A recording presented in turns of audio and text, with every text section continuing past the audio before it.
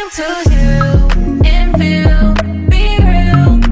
You just gotta take your time, unwind and chill. Cause now it's time to love yourself. Build emotional and mental health. Cause Black woman, it's time to heal and feel, be real.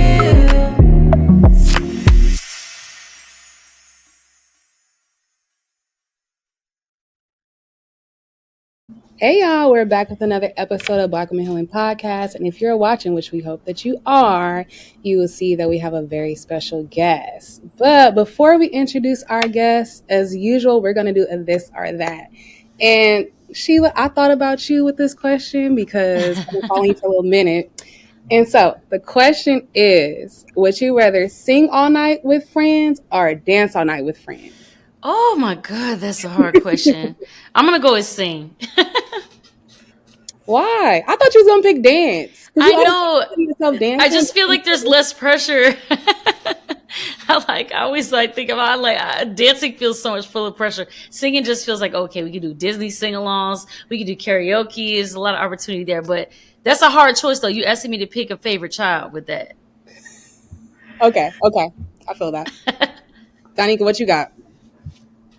It is hard. I can't sing, but it is something freeing about just letting your voice through, off key, whatever comes out. And then the songs, the music through the body.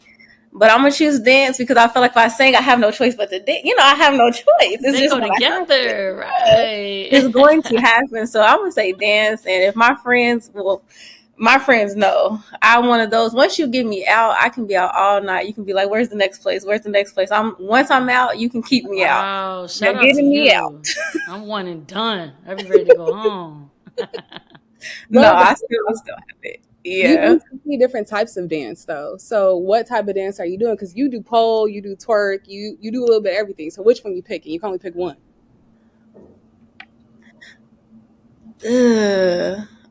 I mean, I don't even know if it's a category, but it's like just like a little this is it. That's it.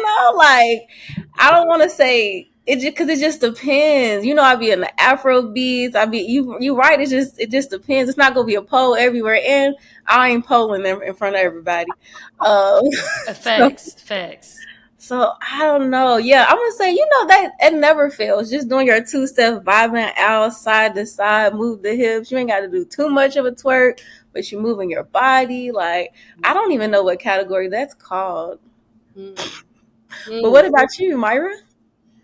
You know how I get when I start dancing. I'm definitely gonna be dancing. I'm not gonna. My cousins was making fun of me the other day because they were like, "You do backflips and splits and stuff." I'm not doing all that stuff, but I'm definitely gonna dance because I love to dance. It's so fun. Okay, so we got dancing and singing. Period. Yes.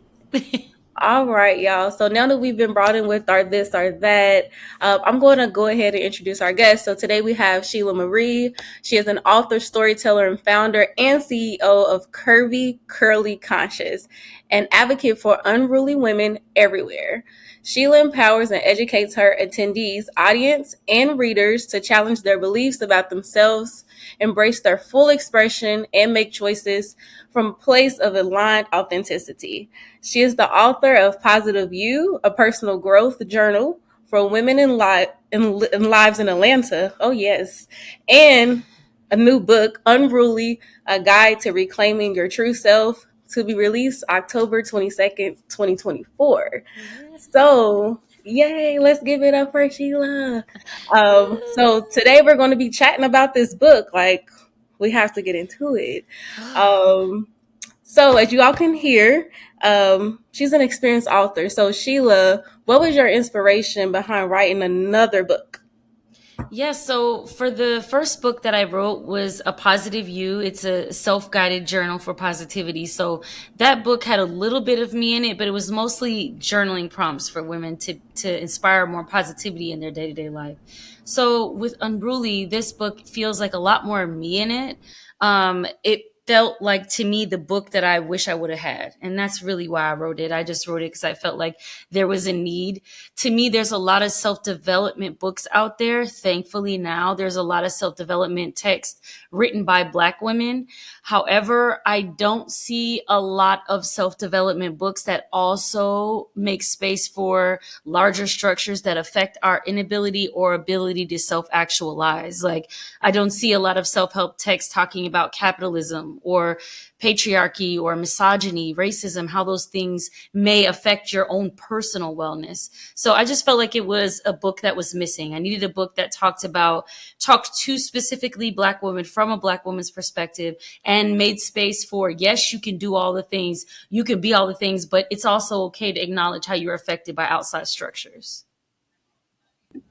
I love that you said that, because one thing I really appreciated about the book was you mentioned other authors and other researchers that I read about too, but you interwove it in a very special way. And I really appreciate it where you talk about sisterhood and family and the way you talk about it in many different aspects, but also self. And so that's why y'all need to get the book, because it really takes a deep dive in just the many ways in which we as Black women exist.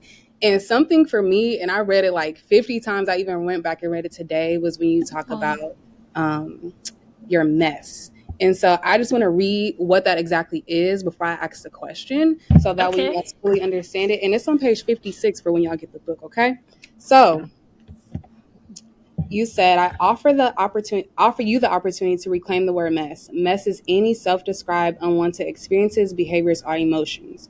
Your mess is your power. It is a sum of your perceived mistakes. But notice I said perceived mistakes, meaning they're not truly failures or errors that require your guilt or shame. And I felt so seen in that moment, because I thought about my mess of me being a teenager, me being my college age self, and now me being a mom. And it took me that far back, and that's why I had to reread it, in the ways in which I kind of almost make myself in trouble. Like, I punish myself because of my mess. Wow. And Yeah. so what I wanted to say was, the idea of accepting your mess was such an aha moment for me. And before we take a deeper dive, I was curious how you two think about your mess, because again, I was thinking about me as a mom, of just the ways in which my childhood impact how I show up as a mom, and that being my mess that is carried over, and me being so hard on myself because of it, especially with this patience thing. Like, my mom never had patience with me, and I've Yeah. never had the patience with myself. And now, me being a mom, I feel like it's almost my mess that I'm carrying, of when I find myself getting frustrated with my child, of it just being there, being like, here's some garbage, and me being so hard on myself. But rather, when I read it, I was like, it is your mess that you got to work through, girl. And you don't have to be so hard on yourself because of this mess. So I'm curious for y'all, what is your current mess? Well, I think, like, when I think of mess, you almost described it perfectly. I just think of it like a metaphorical closet, like you just stuffing things in there. I don't want to look at that now. I don't know. I might need that Christmas thing one day, but I don't know. And then, like, the door is busting at the seams, and if you open it, everything just spills out. I feel like it's kind of like that. Your mess is like all the things that you wish to separate from yourself. In the words of Carl Jung, it's like the things you wish not to be. So to me, I think that is where unruly women's power is in the things that you think you're not supposed to be or you don't want to be. I think by reclaiming those things and making them a part of who you are, integrating them into yourself, that's how you become a new level of power. Like, nobody can use those things against you. My mess, I would say, is when I was younger, I felt that my home life was really chaotic, but where I felt that I could excel was in school. So I was always like a really good student. I put a lot into my schoolwork. And so I have a little perfectionist side of me that, like, thinks that everything needs to be done yesterday. It needs to be done perfectly. And so my mess is like when I feel like I'm not performing good enough or at the standard that I put to myself, when half the time the things are great. It's just this it's just unrealistic, never ending, like, goalposts that moves in our minds, because these things are not real. They're created from when we're very young, and they don't necessarily evolve with us. But that's what I would say. Wow. Yeah, no. Myra most definitely. As soon as she hit this moment, she was like, we have to talk about this. Especially because she had this aha moment. For me, I think it made me think about the fact that I've really learned to forgive myself for any mess that I do create and that I have created. And you say this in your book too, which I believe is super powerful and super true. Because I'm so forgiving of myself, it makes me more forgiving of others in a sense of giving grace, right? So it's just a difference. I don't just go around like letting people do whatever. I have really strong boundaries, but I do give a lot of grace to people. I'm always thinking about like, I don't know what they're going through. I don't know what I don't really know. So I give a lot of grace. And I think it's because I've been able to forgive myself for the mess that I've created in some situations. So yeah, that's what stood out to me. Yeah. Yeah, I appreciate that. I love the ability to be able to read something and really take the time to have more than one reflection. And I think that's what I love so much about the book. You can't read the book just one time. You can't read a page just one time.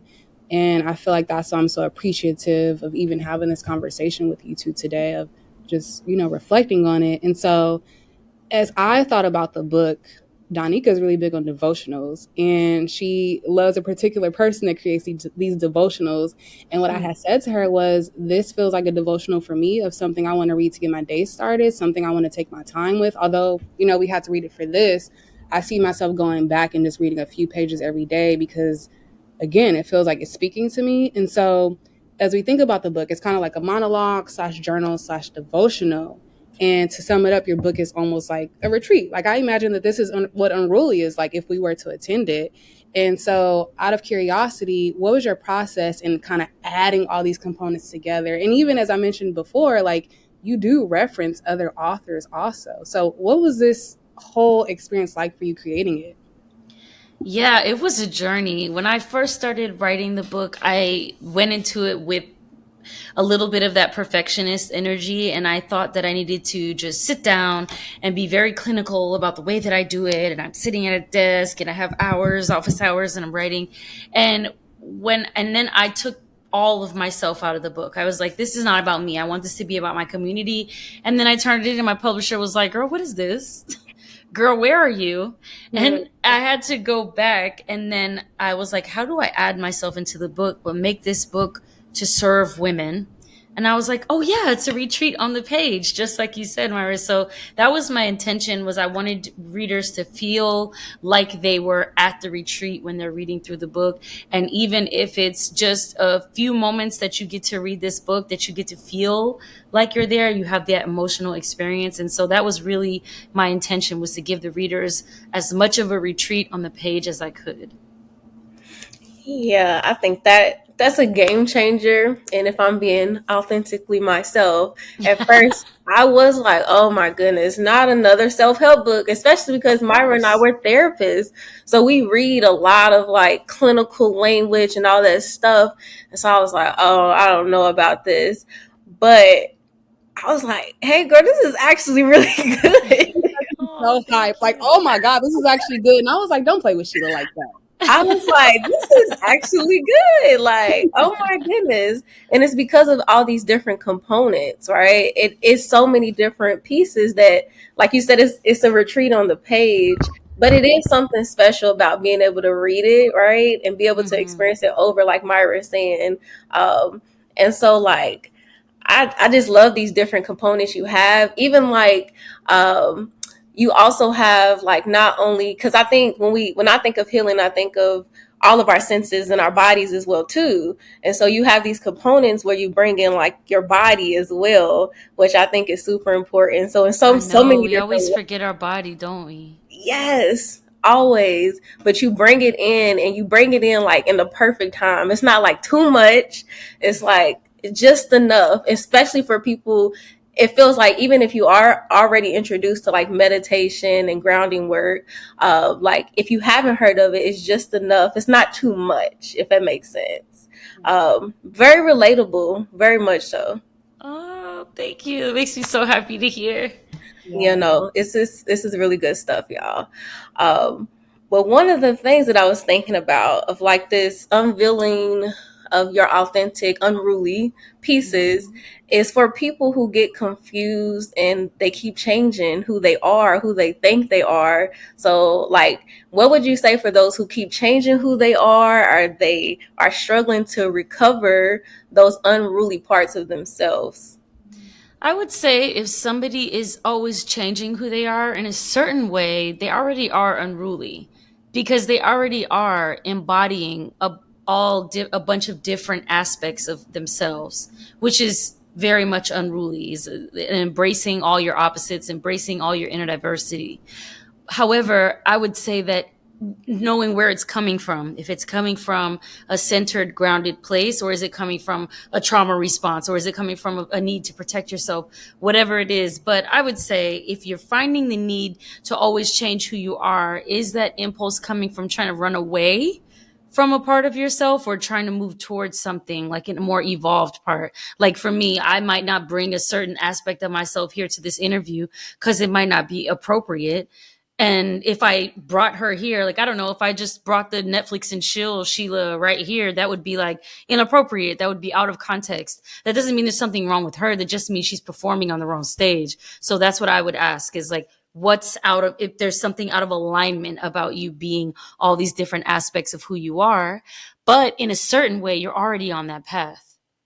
It's just about making sure that you're the director of the show and all of your actors are performing in the way that you want in order to tell the story you want to live.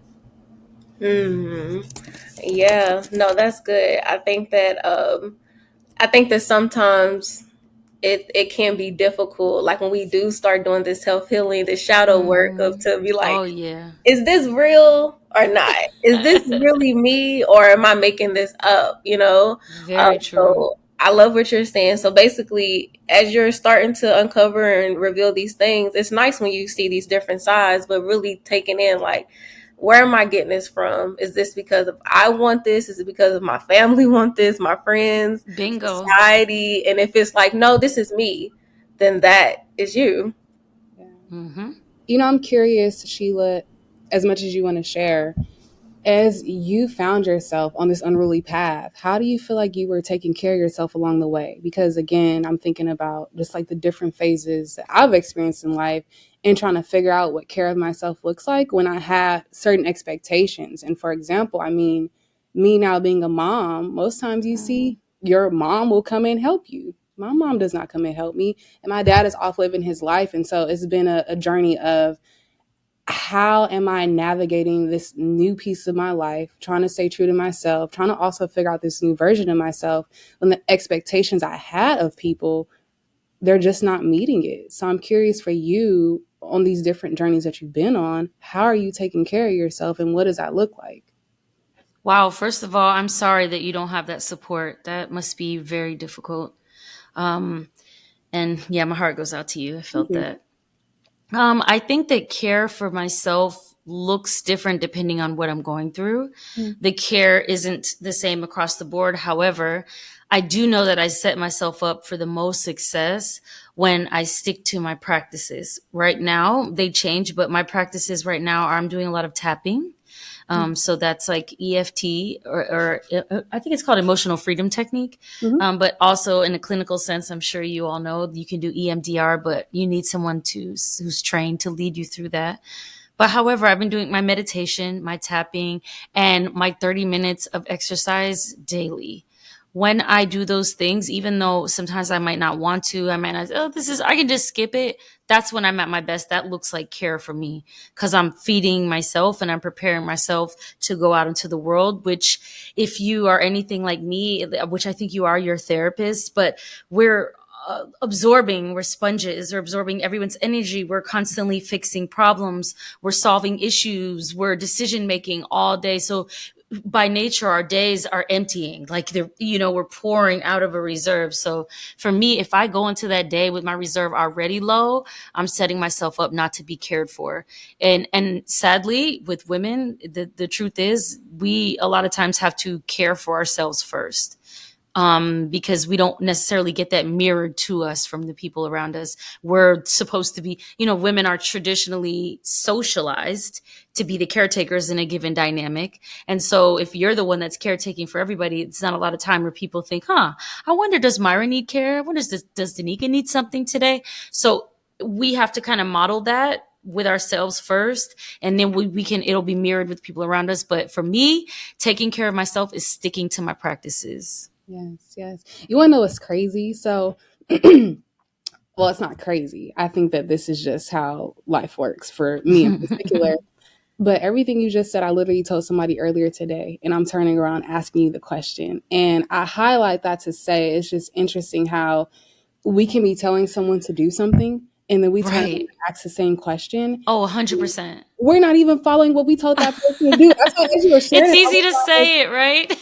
It's almost getting emotional because I'm like, Myra, you're telling people to do this and you don't even turn around and do it. And you really have to hone in on what you need consistently. Like, that's what I got out of what I will say, Myra, it's even harder for mothers. I am not a mother yet. I'm a bonus mom, but I'm not a mother. And like, I feel like mothers are shamed for doing this. And it's, it's not socially acceptable. Like, it's socially acceptable to put your kids first and put everybody else before you. And there's a lot of pressure around that. You didn't just think of that out of nowhere, and you don't just feel that pressure by yourself. I just want to acknowledge you and affirm that there's a lot of pressure on moms. I received that. Thank you.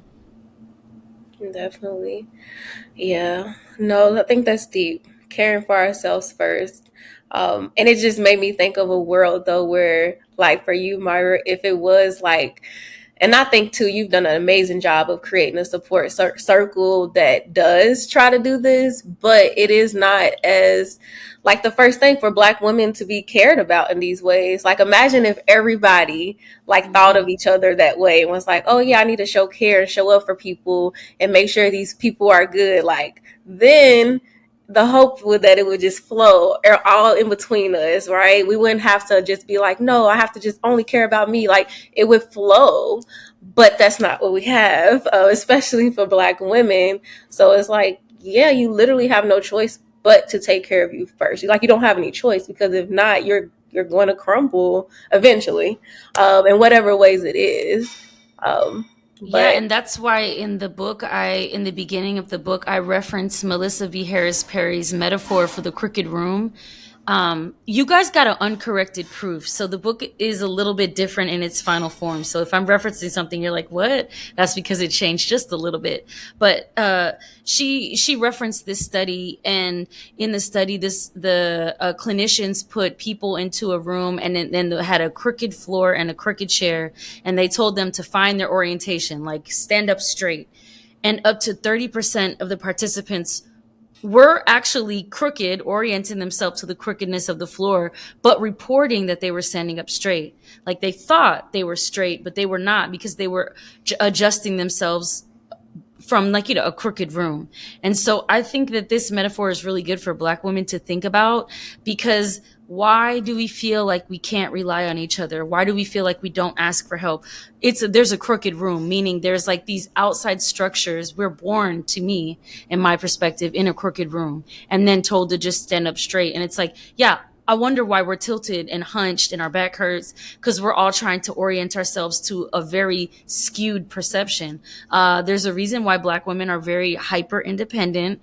That came out of a necessity, that came out of all types of socioeconomic, political things. So it's not just that we woke up that's why I feel like when people love to shame women in general. It's like a very America's favorite pastime, and globally too. But they love to say, oh, women so independent, like you act like you own anybody. It's like, let's investigate why. This did not just pop out of thin air. None of us live in a vacuum. We're all affected by these outside structures to a degree. It doesn't mean we have to rely on it like a crutch, but it is important to acknowledge that, so then we can move forward in an honest way. Yeah, absolutely. That metaphor is sad, but it's true, Yes, crooked smile, J. Cole. Okay. Oh, you just put me on. Okay. You talked about this a little bit earlier, but I want to dive into this a little more. But in the book, you write about when Black women don't have a model to follow, when creating this new path? And how do they start this process of where they can write down the qualities to do this research on other Black women that they embody, who embody those qualities? So basically you give like this little excerpt of like, if you don't know where to start because you don't have those people to follow, then you start by writing some qualities down and doing research. So what I'm wondering is, and thinking of like jealousy and envy and like some of those other more negative things, where do you think this can go too far at? Well, I think when it gets to jealousy and envy, I think that's when it's gone too far, because you are communicating the message that there's something that this person has that you don't innately.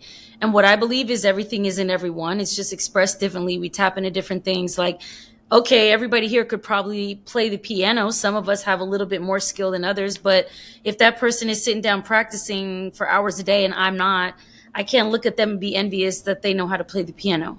At the same level, though, I think like there's a way we can take that. If you're looking, let's say you're scrolling, I know this happens a lot to a lot of us, and you feel that envy pop up. Oh man, why does she have, or jealousy? Like envy is like you want something, you think that what they have should be yours, or jealousy is like coveting what they have. Oh man, she just looks so good, I wish I looked like that. I would like stop there, take a moment and use that as a tool for investigation into yourself. So what I do, I love this. It's like, I call it, you spot it, you got it. That's how I feel. If you spot it, you got it. Whatever it is that you feel strongly about in other people, whether it be good, like you admire or you lust after or you envious of them, or whether it be on a negative end, like I dislike that about that person. Whatever it is that you pull strongly towards other people also exists within you. And it's also something within you that may need you to look at it a little closer. So on a positive end, what I like to do is, I learned this in an acting class a long time ago. So she told us, pick your favorite actors. And I was like, oh my God, at the time, Viola Davis. She's one of my favorites to this day. I love her. I think she's so dynamic and amazing, and just, I love her. Oh my God. Chef's kiss. And she was like, write down why you love Viola Davis. I wrote down what I loved about her. I think that she just brings such authenticity to her roles. She brings such depth, emotional complexity. And then she was like, okay, now erase Viola Davis's name and write your name. Mm-hmm. Everything that you identified in her, I want you to challenge yourself and see what parts of that already exist within you. So how are you already emotionally complex, or, how do you display a range of emotions? And it's true. Even now, people I look up to, like Brene Brown, I love her for her vulnerability. I'm also vulnerable. So there may be, not saying that we're exactly the same, but if you can take a moment to say, like, that's like a ping. When I feel a ping, it's a moment to investigate, like, okay, there's something here that's drawing me, whether it be a quote unquote negative or positive pull. But when I have that moment and I look at other people and I'm feeling an envious or a jealous thing, I have to stop, disengage, and then ask myself, what's going on here? What is it that you're seeing in her that maybe you're not acknowledging in yourself? Maybe, do you want to do that more? Are you not allowing that within yourself? So that's where I think it could just be a moment of like non-judgmental, compassionate inquiry, as opposed to just comparing yourself to somebody else. Wow. I have a question for the both of you. It's making me think about just not women that we're related to, but Black women that you found when you were younger that you looked to, that you like really like looked to, and you found them to be almost like a role model, even though you may not have known them, versus now. And I think mine has always been Maya Angelou. And as you were sharing, I just love the way that she story tells and the way that she tells her story. And I remember being younger and be like, I got to get a journal, because like Maya Angelou tells her story. Let me have a journal. And even now I still feel so connected. But I'm always looking for other Black women to feel connected to. So I'm curious for you two who that person or people may have been. Oh, sorry, Danica, did you want to go? No, you go ahead. I'm over here pondering.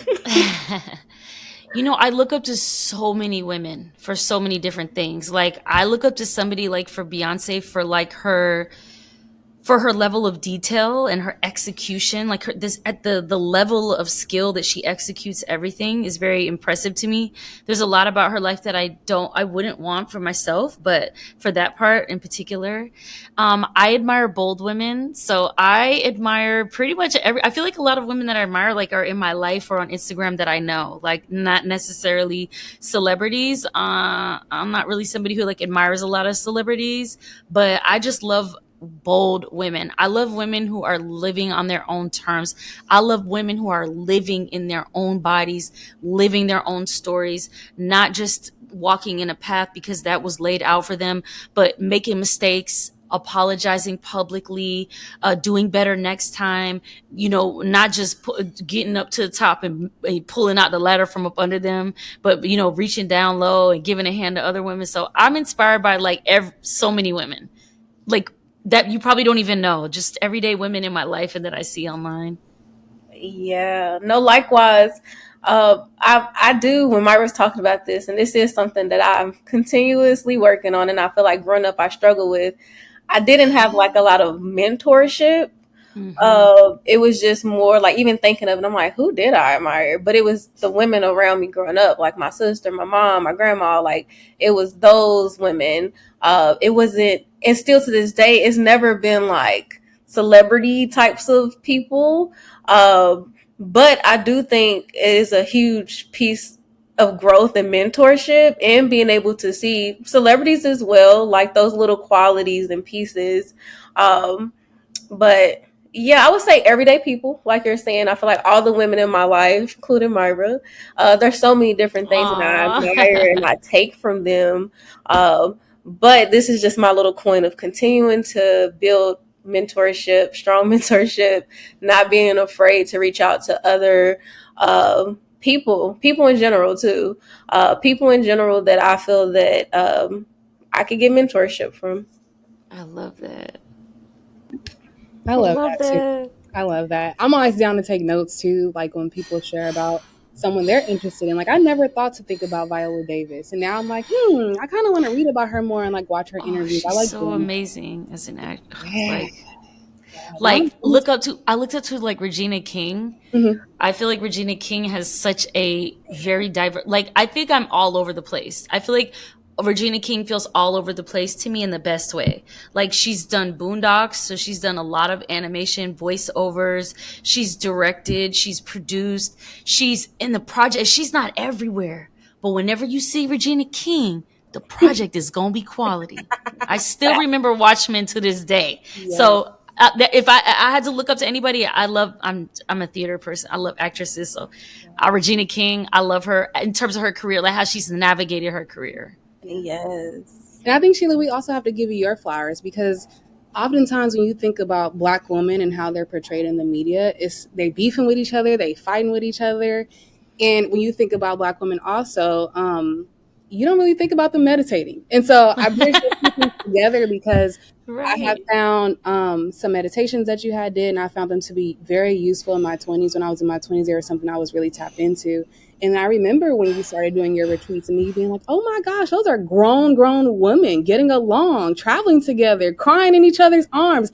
This is possible. I remember watching the videos over and over and being like, and who is doing this? Who is bringing this together? And seeing you and your friend just doing that. And so I think you are also someone to look to see, like, she is bringing Black women together to heal together, to love on each other. This is possible. Yeah, it's very possible. It's definitely possible. Yes, we got to give you your flowers too.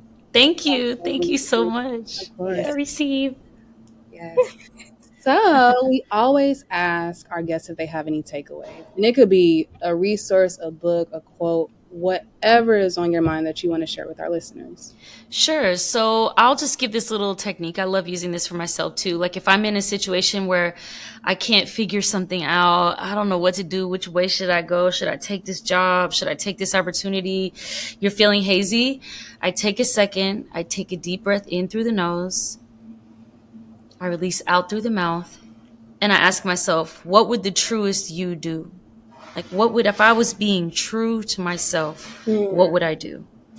And that has helped me avoid signing so many contracts that were not good for me, even though it might have looked good on the surface or going in a certain direction. And so I'll leave you with that. I hope you use it. I think it works great. Yes. No, I gotta leave y'all with the last the last few sentences of this book real quick because Oh. clearly I like this book. And so I'll make it fast as I can. It just says, I honor you for going on this journey with me. I wish you happiness, health, and liberation as you continue the process of unlearning, unfixing, and unbecoming. May you live life with you in mind first and foremost. May you go forth with a new perspective, and above all else, may you stay unruly. Repeat after me, I'm unapologetically unruly. I'm unapologetically unruly. I'm unapologetically unruly. Yes. We hope that you enjoy, and that is it for this week's episode of Black Women Healing Podcast.